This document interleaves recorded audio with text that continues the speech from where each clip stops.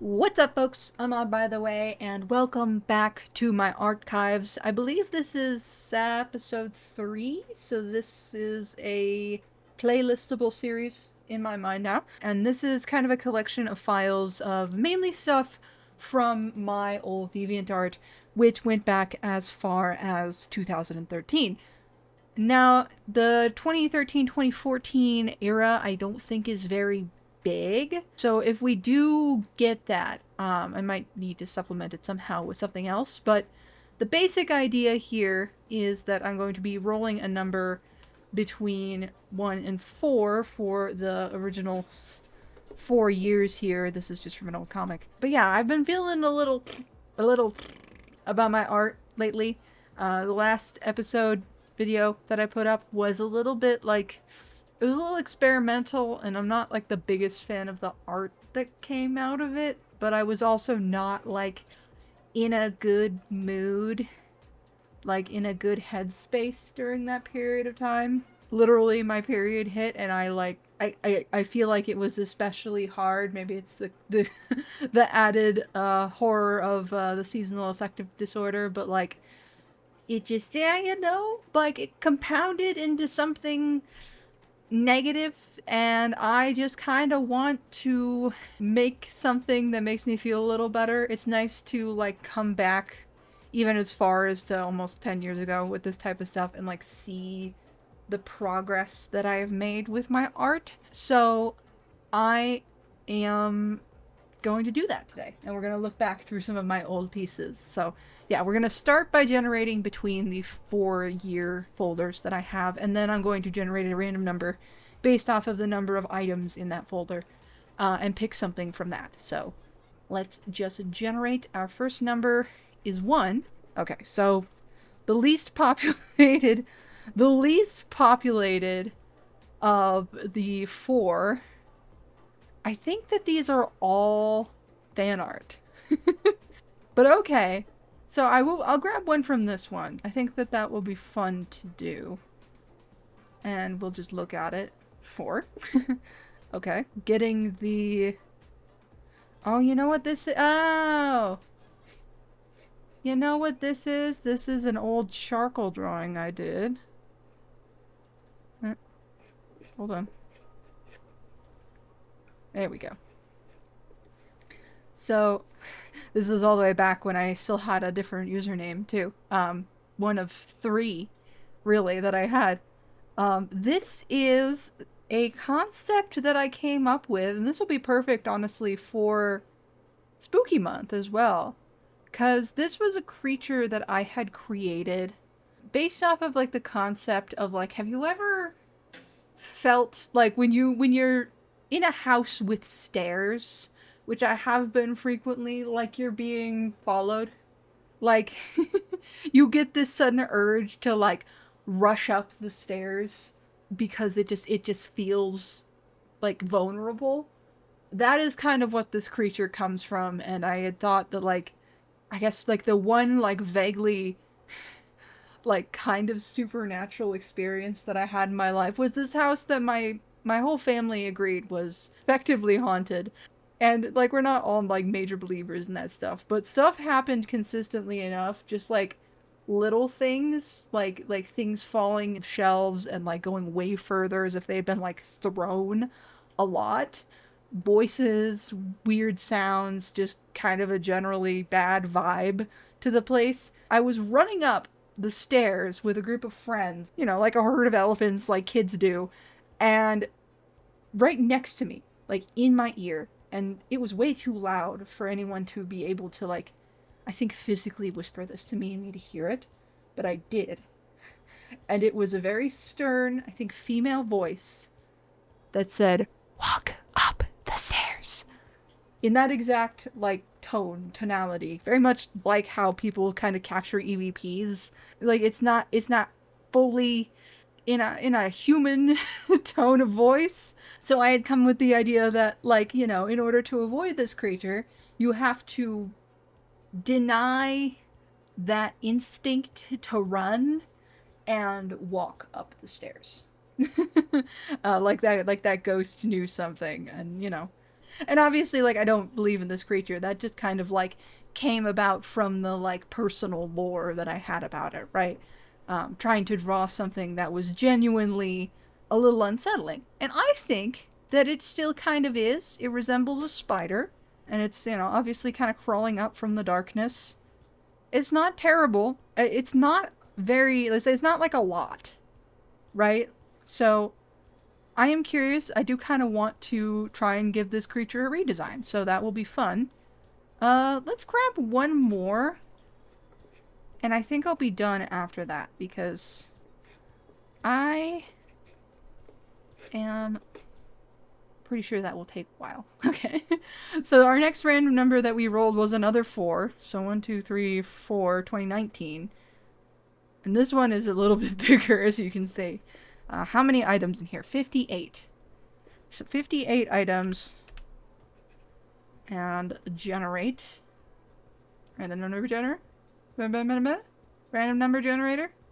It's thinking. It's thinking. Hello? Generator? There you go. Okay. It took a minute. 36. So how many are in a row? 1, 2, 3, 4, 5, 6, 8, 9, 10. Okay, so that should be easy. 10, 20, 30. 10, 20, 30. 1, 2, 3, 4, 5, 6. Ooh! Is this an old drawing of Phoenix? This is one of my OCs. Yep. There she be. Oh. Oh my gosh. This is... Okay, so this is an early attempt at me drawing humans. It's not terrible. This is one of the newer ones. But it's not good either. And Phoenix herself has definitely changed quite a bit. The pose here is definitely not, like, great. I've kind of done something similar to this relatively recently. But yeah, it's funny because this is very much where a lot of her, like, a lot of the aspects of her design definitely start to come in, right? The goggles have unfortunately been retired. I don't think that I can make sense of them at the moment, but I was attached to them for a very long time. There have been several iterations of different eye colors, different, like, outfit colors, and this is still not fully what I would consider hers. It's a little too blue. I was trying to go for kind of like the contrast, and I didn't really enjoy it. I can definitely redraw Phoenix for the 1,000,000th time, and that will be fun to see kind of my human development. This isn't terrible. This is not my worst in terms of, like, human attempts, and I guess that I can try again at humans, because the last video was very human heavy, and that was part of the reason I was like, meh. So we've got a monster design, and we've got a Phoenix. She's been around for a good long while, like since my childhood, and I've drawn her quite a bit. But at that, I will throw this over finally to speed paint voiceover, and I will show you the finished results for these drawings that I am excited to redo, to revisit. So I will see y'all there. Okay, so I know this is out of order, but I figured I should save the spookier of these two pieces for the latter half of the video. So we're starting with Phoenix. One thing that really stood out to me about the old piece was just the absolutely unbalanced look to the pose. I know I was probably trying for something dynamic, but I wasn't quite there yet. And I did continue to struggle finding something I could kind of modify into a somewhat similar pose for this version. If you see any gaps, that may just be me scrolling through Pose Maniacs. I think this was when I first imagined Phoenix's style of fighting being somewhat similar to, like, kickboxing. I did consider going for a more dancey look, but it didn't really feel like Phoenix. I do think she likes to dance, but I don't know if that would be the best to represent her in a standalone piece. Also, I did kind of want to keep this somewhat similar to the original. For those who don't know, which may be a lot of you, Phoenix is a character from my comic idea Thrakos, which is essentially a Western-style high fantasy. Cowboys and dragons. Phoenix is the last trained magi or mage, and a big aspect of the story is finding information on magic that has been left behind from her predecessor, and untangling some crazy conspiracies surrounding its expunged history and preceding illegalization. Beyond that, she's also the resident weird girl and loves dragons and animals. She isn't all that in tune with her emotions either, so she's prone to outbursts. Like most of the characters in this, she has some stuff to work on. I draw her a lot. She's kind of my lab rat for style changes because I'm always looking for the way I want to settle on drawing her and therefore like the whole comic, which is mostly human based. Like I mentioned earlier, I did try to start it years ago by now, somewhere around like 2017. God, almost 10 years ago. And it has changed significantly since then, story wise. It's probably due for a few more changes before I ever really get it out there. But that leaves Phoenix as my longest lived OC so far in terms of the ones whose stories I'm still actively writing. I do like how this one turned out. It's definitely an improvement on both the pose and I think my general understanding of human anatomy.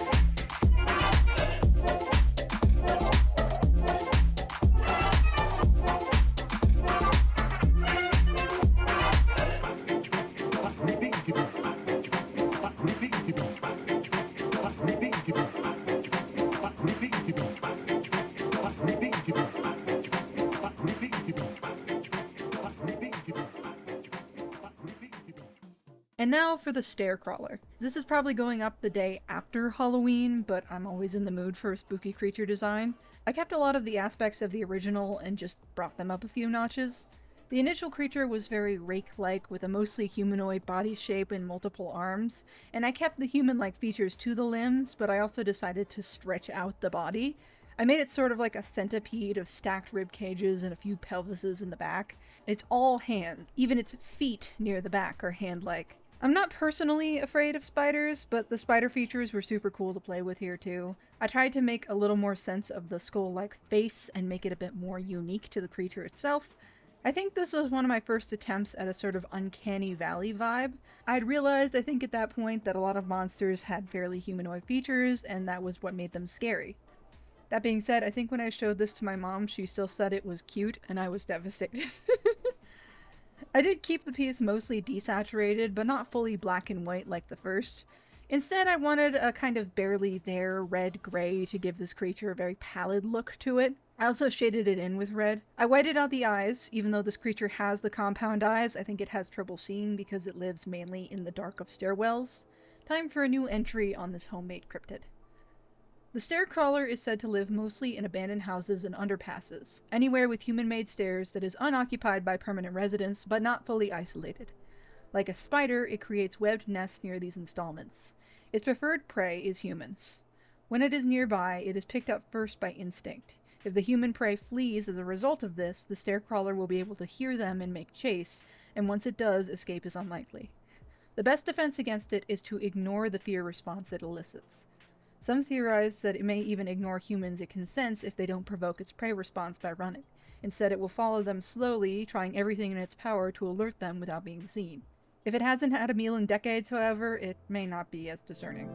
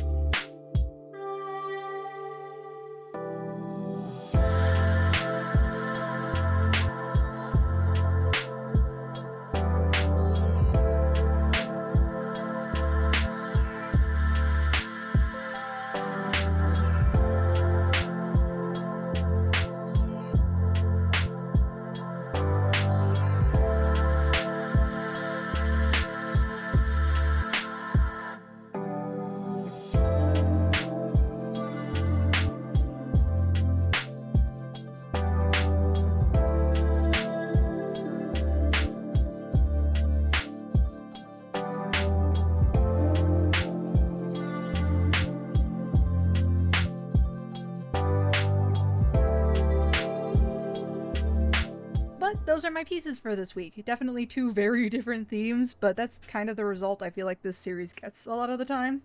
It's fun to show off some range here too, it keeps things interesting. I hope you liked this video. Leave a like if you did, and let me know what other things you might like to see me try in the future. You can also always subscribe to catch those whenever they go up. At that though, I will leave this here, and I'll see y'all next time.